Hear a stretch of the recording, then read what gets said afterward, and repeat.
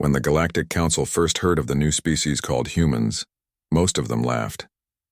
In the grand halls of the Council, a place filled with the wisest and most powerful leaders of hundreds of advanced civilizations, Earth was seen as nothing more than a small blue planet lost in a quiet corner of the Milky Way. Its people were considered primitive. Their machines were noisy, their ships were slow, and their technology looked ancient compared to the sleek crafts of the higher races. The galaxy was used to finding new species every few decades. Most were peaceful or too frightened to cause any trouble. But something about humans caught a few observers' attention. It wasn't their technology. It wasn't their size. It was something in their eyes, something that didn't fit with any known species' emotional records. Humans had a strange mix of curiosity and defiance, like creatures who had already survived too much and were ready for more. The first contact happened by accident. A small human exploration ship called Odyssey 4 appeared near the outer edge of the Atara system, a region known for asteroid fields and ancient wrecks. The ship's distress beacon went off after it was hit by debris. The Galactic Patrol responded, expecting to find the crew dead or begging for rescue. Instead, when they arrived, they found humans outside their ship, floating in vacuum suits, welding metal plates, repairing their hull by hand. The patrol captain, a tall insectoid alien from the Varn species, watched the humans from his ship's view screen. "Are they repairing without assistance drones?" he asked in disbelief. His second officer nodded nervously. "Yes, Captain. They are doing it manually." The humans didn't panic when they saw the alien vessel approaching. They didn't bow or hide. They simply waved and continued working, as if patching up a ship in the middle of nowhere was the most normal thing in the universe. When communication finally opened, the human captain, a woman named Sarah Holt, spoke calmly, her voice filled with quiet confidence. "We're fine. Just a bit of hull damage. Thank you for checking in." That single moment was recorded across the network of the Galactic Council. It became the first true image of humankind in the stars, a species that treated danger like an inconvenience. The humans were invited to the nearest outpost for medical checks and questioning. The Council officers expected fear, confusion, or at least some hesitation, but the humans walked through the metallic halls of the alien station as if they had been there before. They studied everything with deep curiosity, asking questions about ship design, alien biology, and star systems. One of them even laughed when the airlock door hissed open too loudly. The aliens couldn't understand it. How could such a new species act so casually in the presence of civilizations millions of years older than theirs? Later, when their data files were examined, the Council was surprised. Humanity had been through endless wars, natural disasters, and near extinction several times in their short history. Their planet was harsh, storms, droughts, diseases, and yet they kept rebuilding. To the Council, it seemed insane. To humans, it was normal. They called it life. The aliens began to realize something deeper. Most advanced species in the galaxy had evolved in peace or under the protection of ancient powers. They had never known the kind of struggle humans face daily, but humans had been shaped by it. Every story in their culture, every song and invention, carried a piece of survival within it. They built machines not just for comfort, but to fight against nature itself. A historian from the Lithera race later wrote, "The first time I looked into a human's eyes, I did not see fear. I saw memory, the memory of storms, hunger, and loss, but also the will to rise again." The Council decided to keep humans under observation. Their scientists wanted to study their minds and bodies, curious about what made them so different. The first report shocked everyone. Humans were fragile in some ways, bones breakable, skin thin, but their recovery rate was remarkable. Their muscles adapted faster, their hearts endured extreme stress, and their pain tolerance was beyond expectation. In short, they weren't the strongest or smartest species, but they were the most adaptable. One Council general summed it up perfectly during a meeting. "They don't survive because they are the fittest. They survive because they refuse not to." Weeks later, an incident occurred that would change how the galaxy viewed humans forever. A cargo ship near the outpost caught fire after a reactor leak. Alien workers ran for the escape pods following emergency protocol, but 3 humans, visiting engineers from Earth, ran toward the fire instead. They entered the burning cargo bay, ignoring the alarms. They managed to shut down the reactor manually, saving hundreds of lives. When asked later why they did it, one of them replied simply, "Because someone had to." That answer echoed across the stars. It wasn't the words themselves, but the way they were said, with no pride, no hesitation. It was as if risking one's life for others was simply what humans did. The Galactic Council archives recorded the event as the Yatara incident. For most species, it was the first time they understood what humans truly were, not reckless but fearless in the face of danger. They didn't seek glory. They acted out of instinct and compassion, even when logic said otherwise. After that day, the mood in the council chambers changed. The laughter faded. The curiosity turned into quiet respect. Reports began to circulate of human volunteers joining rescue missions, exploring uncharted systems and surviving conditions no one else could endure. To the galaxy, humans were still new. But deep down, the veterans of countless wars felt uneasy. They could sense something powerful behind those calm eyes and small smiles. The humans didn't talk about dominance or conquest. They didn't show off their weapons or demand respect. They simply observed, learned, and kept moving forward. But the way they moved, with confidence, with purpose, made everyone realize that this species would not remain primitive for long. In time, one old alien commander said quietly, "They look fragile. They sound kind, but if the galaxy ever turns dark again, I pray they are on our side." And so, before a single war began, before any battle or alliance, the legend of humanity started, not through violence or fear, but through quiet courage and unshakable will. It was in that silence, as they drifted among the stars, that the galaxy first began to understand why humans were not to be underestimated. They weren't terrifying because they wanted to fight. They were terrifying because they never stopped trying, no matter how impossible things seemed. It started as a desperate call for help. The Vornak hive, a powerful biomechanical species known for consuming entire planets, had launched an attack on the Krethar system. The Galactic Defense Fleet was sent to protect the colonies there. But everyone knew the truth. The Vornak were almost unbeatable. They moved like a living swarm, a tide of dark metal and acid that destroyed everything in its path. When the human fleet arrived, no one expected much from them. Their ships were smaller, older, and slower. They had only been part of the galactic community for a few years. The other commanders saw them as brave but inexperienced. "Let them guard the back line," one alien officer said. "They'll at least keep the civilians calm before we retreat." But the humans didn't plan on retreating. Their commander, Captain Elias Reed, studied the holographic map of the battlefield quietly. His crew waited for orders, nervous but ready. The Krethar moon shimmered on the screen, a dry, red landscape covered in dust storms. To everyone else, it looked like a hopeless battlefield. To Reed, it looked like an opportunity. He turned to his officers and said, "We can't match their strength, so we won't. We'll use the land. We'll use their arrogance." The humans began working immediately. They landed small squads on the surface, scattering across the moon's canyons and craters. While the Vornak advanced, humans used the terrain like a weapon, setting up decoys, hiding energy mines in dust, and using broken ships as traps. When the first Vornak strike force landed, they expected easy victory.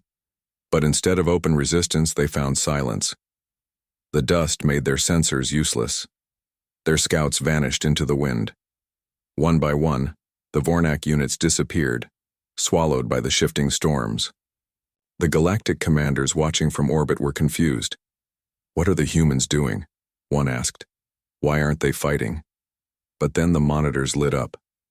In the middle of a storm, a human squad had detonated a canyon floor beneath a Vornak walker. The machine collapsed, swallowed by a pit they had dug overnight. Moments later, hidden cannons opened fire from the cliffs. The explosions echoed across the valley like thunder. The humans didn't fight in formation. They moved like ghosts, appearing, attacking, and vanishing again. Their ships in orbit didn't use direct fire either. They redirected debris from the asteroid field, turning space rocks into deadly weapons. It wasn't traditional warfare. It was survival turned into art. For the first time, the galaxy saw how humans thought. They didn't follow rules, they created them. As the battle continued, the Vornak grew angrier. They sent more drones, more soldiers, flooding the surface. Human squads were pushed back again and again, but even when surrounded, they didn't surrender. One transmission from a downed pilot was later found in the records. "If anyone hears this, don't come back for us. Just keep hitting them. Make it count." Those words spread through the fleet like fire. Even alien crews began to fight harder, inspired by the humans' courage.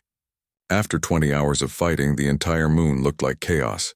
Fire, dust, broken machines, and silence. Yet somehow the humans were still there. They didn't have the most advanced weapons, but they had something else. Determination that didn't fade. Captain Reed's ship, the Horizon, took heavy damage. Alarms blared, smoke filled the bridge, and crew members struggled to stay alive. But Reed refused to leave. He stood at the command deck, covered in dust, giving orders through broken comms. "Keep the line," he said softly. "They'll break before we do." And he was right. The Vornak swarm, unstoppable in every previous battle, began to fall apart. Their systems were overheating from the sand and debris. Their coordination failed. Human snipers used laser guidance through the storms, hitting their weak points with impossible accuracy. Even when the Vornak ships retreated into orbit, the humans had already set another trap, mines hidden inside fake cargo pods drifting near the battlefield. When the Vornak tried to flee, their ships exploded in a chain reaction that lit up the night sky. The Battle of Krethar 9 was over. The humans had won, against an enemy 10 times their size and 100 times their strength. When the dust settled, rescue teams arrived to collect survivors. What they found left everyone silent. Many human soldiers had fallen, but their final messages, recorded in their suits, were filled with calm voices, even laughter. They talked about home, about each other, about finishing the fight no matter what. None of them sounded afraid. A council officer later said, "They fought like they were used to losing everything and still didn't care. They just kept going." In the days that followed, every galactic broadcast spoke about Krethar 9. For centuries, the galaxy had believed that strength came from technology and intelligence. But humans had shown a new kind of strength, the strength to adapt, to endure, and to fight when every reason to fight was gone. Captain Reed was awarded the Council's highest honor, though he never saw it as glory. In his final report, he wrote, "We didn't win because we were better. We won because we couldn't accept losing. There's a difference." The Galactic Council tried to study the human strategy, hoping to understand it, but what they found couldn't be measured. It wasn't logic, it was heart. It was the quiet fire that humans carried inside, something no simulation could reproduce. After Krethar 9, alien generals began changing their training programs. They started studying human tactics, human endurance, and even human psychology. Some species, once proud and distant, now saluted when humans entered the room. One alien commander summed it up in his report. "They fight without fear of death. They turn weakness into strength. They don't run from hopeless battles. They redefine them." From that day onward, no one in the galaxy laughed at humanity again. Their small blue planet was no longer seen as a backwater world. It was now known as the birthplace of warriors who could face impossible odds and still stand tall. And though the humans didn't call themselves heroes, every soldier in the galaxy whispered the same truth after Krethar 9. If humans are on your side, you'll never lose hope. But if they're against you, run. After the Battle of Krethar 9, the galaxy could no longer ignore the truth about humans. The victory had spread across every known system.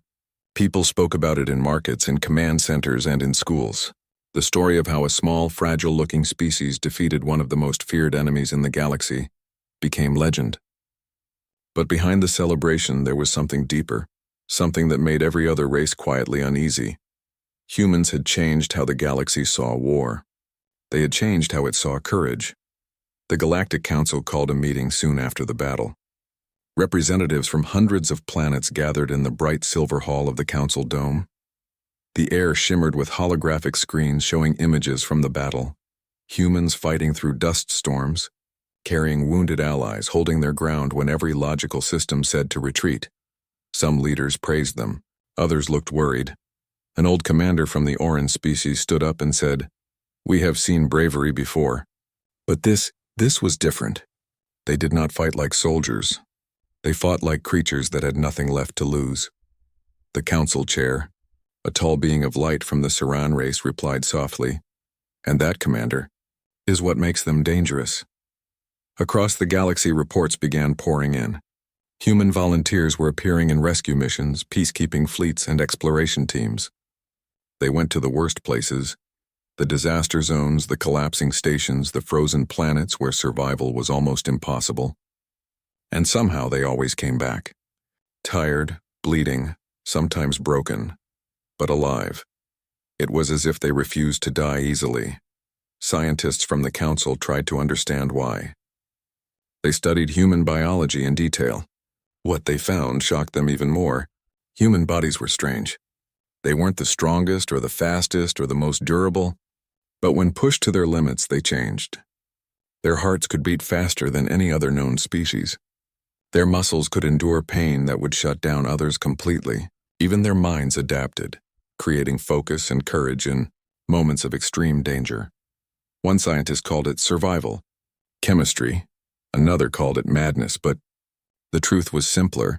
Humans were built to endure, and endurance scared the galaxy more than power ever did. Stories started spreading about human soldiers who kept fighting even after losing contact with their commanders. Some defended outposts for days without sleep. Others used their bare hands to rescue trapped allies from burning ships. These were not tales of aggression. They were tales of loyalty and heart. A Lytheran pilot once said, "I have seen them jump into explosions to save a stranger. No species does that, not even my own." It wasn't just their physical endurance that amazed others. It was their emotional one. Humans could cry one moment and laugh the next. They could lose everything and still find a reason to get up.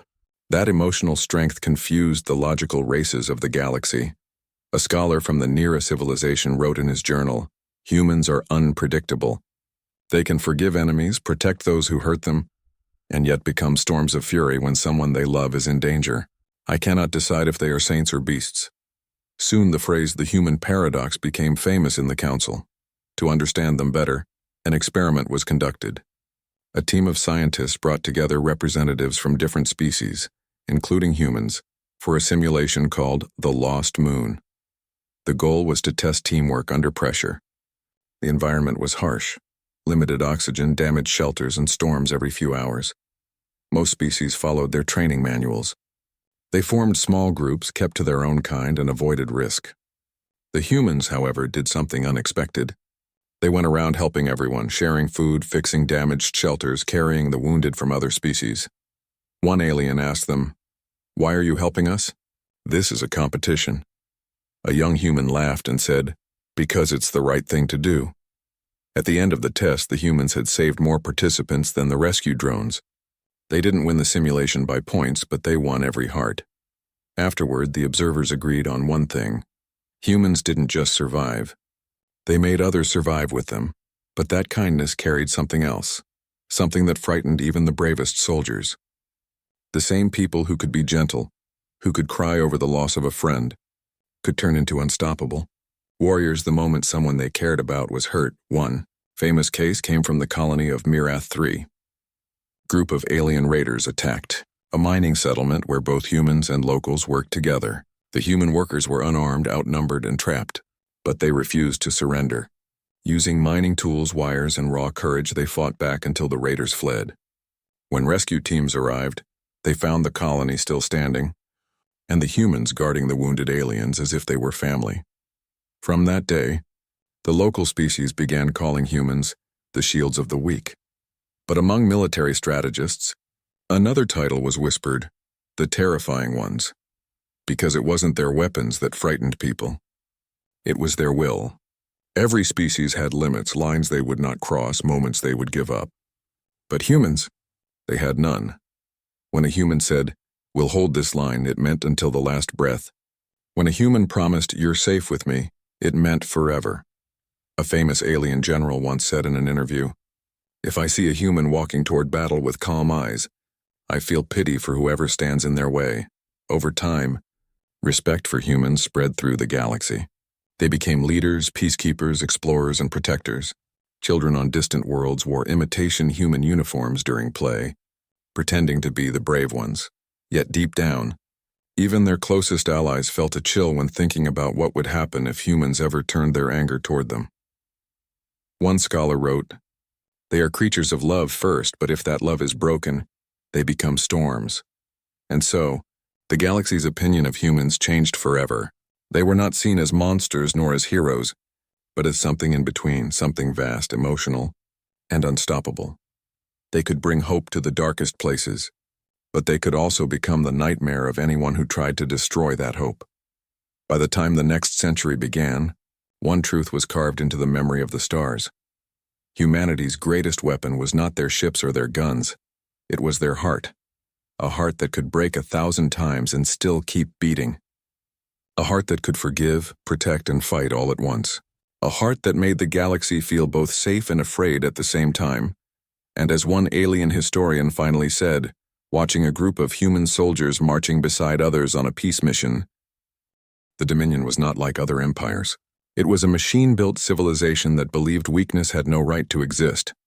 They moved from system to system, conquering planets, enslaving entire species, and turning thriving worlds into silent wastelands. Their fleets were vast, their technology unmatched, their soldiers cold and merciless. When they declared war on the neutral sectors, most races surrendered before the first shot was fired. The Dominion's message was clear: submit and live, resist and be erased. The Galactic Council was divided. Some wanted to fight, others wanted to negotiate. But while the politicians argued, the Dominion's warships advanced, burning through star systems one after another, and then one small world stood up: Earth. The humans did not wait for permission. They didn't wait for alliances or reinforcements. They had seen the Dominion's attack broadcasts, and they made their choice. From their cities and colonies came a simple call: we will not kneel. At first, the galaxy thought they were mad. The Dominion's army was too powerful. The humans had fewer ships, fewer weapons, and smaller fleets. But that had never stopped them before. Within weeks, humans began converting cargo ships into battle cruisers, mining freighters into gunships, and rescue vessels into command carriers. Every mechanic, pilot, and scientist became part of the fight. They didn't have the most advanced technology, but they had creativity. They built weapons from scrap, turned asteroid belts into defense lines, and designed tactics no machine mind could predict. When the Dominion reached the first human-controlled world, the battle began. The machines expected a quick victory, but when they dropped their landing forces onto the human colony of Trion 7, they were met by miners, farmers, engineers, and not a single one ran. The humans had no heavy armor, no shields, just willpower and teamwork. They fought with what they had, using the terrain to their advantage, just like at Crethar 9. The Dominion's commander reported confusion in his ranks. "They do not retreat," he said in disbelief. "They are surrounded, yet they advance." Even as their colonies fell one by one, humans refused to surrender. And something strange began to happen. The other species of the galaxy started to notice. A group of alien traders from the Varn worlds joined the fight, inspired by the courage they saw. Then the Lithera sent medical ships. Soon, entire races began rallying around the humans, not out of obligation but out of respect. For the first time in centuries, the galaxy united. But even with allies, the war was brutal. The Dominion's machines adapted fast. They learned human tactics, countered their ambushes, and used their own tricks against them.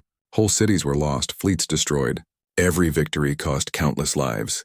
Yet even in defeat, the humans did not stop. They always rebuilt. On one icy moon, a human commander named Arik Lane led a defense so fierce that the Dominion called him the Immortal. He wasn't immortal. Of course, he was simply a man who refused to quit. When his base ran out of power, he fought by firelight. When his guns failed, he threw stones. When he fell, another human took his place, shouting his same command: "Hold the line!" The Dominion's generals began to question their own programming. Their enemies didn't behave logically. When crushed, they fought harder. When outnumbered, they smiled. When dying, they sang. The war dragged on for years. Neither side could claim full victory. Entire planets became graveyards of ships. The galaxy watched as both armies tore across the stars like storms. But there was one difference: the Dominion fought to conquer, while humans fought to protect. And that made all the difference. On the 6th year of the war, the humans launched a desperate plan. They couldn't defeat the Dominion by strength, so they aimed for its mind. The machines were controlled by a central network, the core nexus. Destroy it, and the Dominion would lose control of its armies. The mission was called Operation Dawnfire. A small group of mixed soldiers, humans and aliens, volunteered. The plan was simple but suicidal: sneak into the Dominion's territory, reach the core nexus, and plant a pulse bomb to disable its control grid. Among the team was Captain Mira Holt, the daughter of the same woman who had led the first human contact years ago. She was quiet, calm, and fearless, the kind of person who inspired others without needing to speak much. When asked why she volunteered, she said, "Because someone has to end this." The team traveled through enemy space in a stolen ship, disguised as scrap.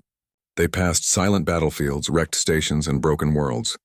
Finally, they reached the heart of the Dominion, a place filled with lightless towers and rivers of molten metal.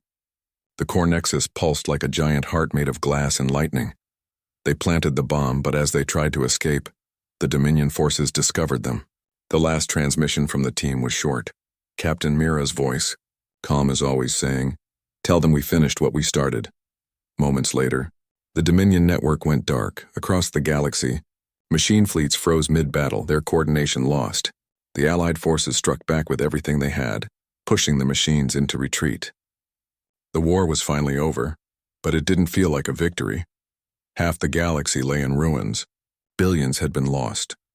When the smoke cleared, the Galactic Council gathered once again. There were no cheers, no parades, just silence. Because even though the humans had helped save them all, everyone knew the price they paid. The Council declared the war a draw. Neither side truly won. But deep down, everyone knew who had saved the stars. An alien historian wrote, "The machines showed us how cold logic fails. The humans showed us how impossible hope survives." In the following years, when people spoke about the war nobody won, they didn't talk about fleets or weapons.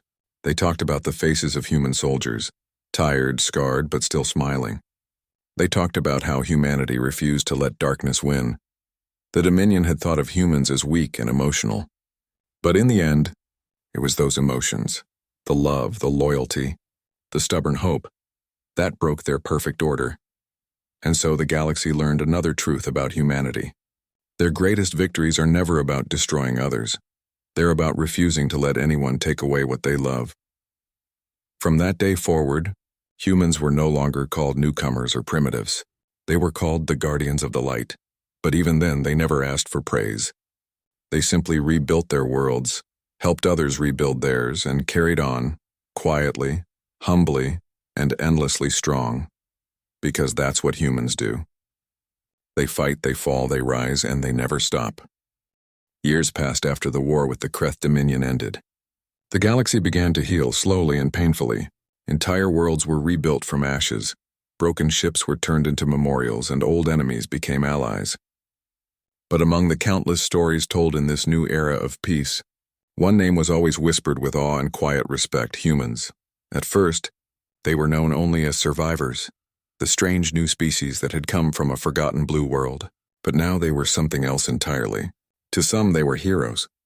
To others, they were mysteries. And to a few, they were terrifying. No one feared their weapons. No one feared their armies.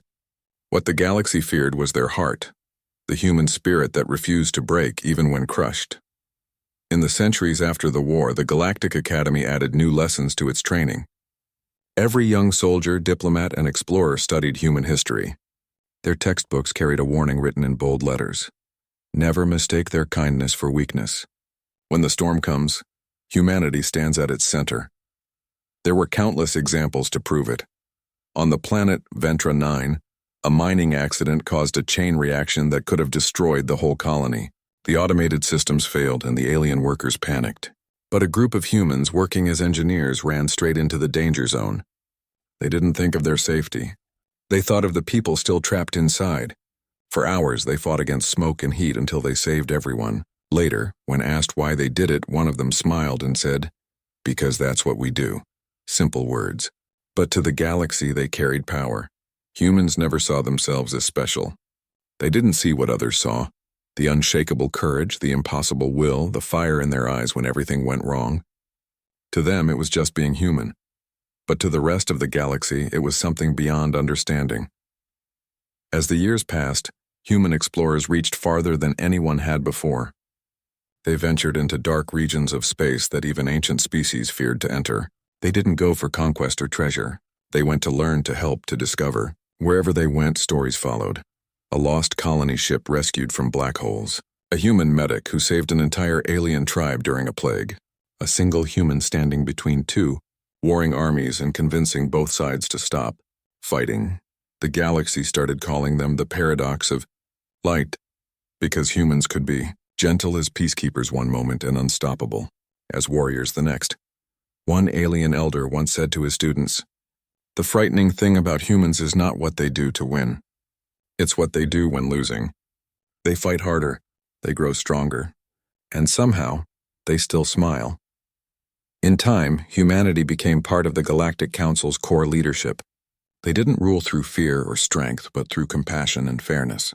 They spoke softly, but every word carried weight. When a human ambassador said, "We will stand with you," everyone knew those words meant something unbreakable. And yet, deep down, the memory of war still lingered in the minds of many. The image of human soldiers standing their ground against impossible odds haunted every general and strategist. Even those who admired them couldn't forget how relentless they were when protecting others. Children of distant worlds grew up hearing bedtime stories about humans. Some were tales of bravery, others were warnings. Parents would say, "Be kind, be brave, but never make a human your enemy." In one small classroom on a peaceful planet, a young alien once asked his teacher, "Why are humans so feared if they are kind?" The teacher smiled sadly and replied, "Because kindness from them is a promise, and if that promise is ever broken, they become something no enemy can face." And that was the truth. Humans didn't fight to destroy. They fought to protect. They didn't build weapons for domination. They built them to defend those who couldn't. Their strength came not from hate, but from love, and that made them unstoppable. Centuries later, on the anniversary of the Battle of Crether 9, a grand memorial was built on the moon where it all began. The monument wasn't made of gold or jewels, it was made of stone, carved with the names of every soldier, human and alien, who had stood together that day. At the top of the monument, a simple message was engraved: "We stand together. We endure." Every year, thousands came to honor the fallen, and every year the oldest veterans told the same story, that when all hope was lost, it was the humans who refused to give up. Even the machines of the defeated Dominion, now peaceful and rebuilt, spoke of humans with awe. Their archives held recordings of the war, and in one of them a damaged AI voice could be heard saying, "They do not fear extinction. They fight for life." It became the most studied line in all military schools. Generations later, when new species joined the council and asked about humanity, the elders would always tell the same stories. They would speak of the explorers who never stopped wandering, the soldiers who never stopped fighting, and the healers who never stopped caring. They would tell of a small planet that sent its people into the stars not to conquer, but to understand. A world where every child learned to rise after falling, to dream after failing, and to love after losing. And they would end every lesson with the same words: "This is why humans are feared. Not because they destroy, but because they cannot be destroyed." The galaxy learned that true power wasn't found in technology or weapons. It was found in the hearts of those who refused to surrender, no matter the cost. In the quiet halls of the Galactic Archives, a final message was placed beside humanity's history files. It was written by an alien scholar who had studied humans his entire life. His words became the last line of every textbook. "They are the light that burns brightest in the darkest places. When the stars grow cold, it will be humans who keep the fire alive. And so the legend of the terrifying species was born, not a legend of cruelty or domination, but of courage, love, and unyielding spirit. Wherever there was danger, humans would go. Wherever there was despair, they would bring hope. And wherever someone whispered that all was lost, a human voice would always answer, "Not yet." That was why, even after 1,000 years, every corner of the galaxy still spoke their name with respect, admiration, and a little fear. Because deep down, everyone knew that as long as there were humans among the stars, the galaxy would never truly fall into darkness.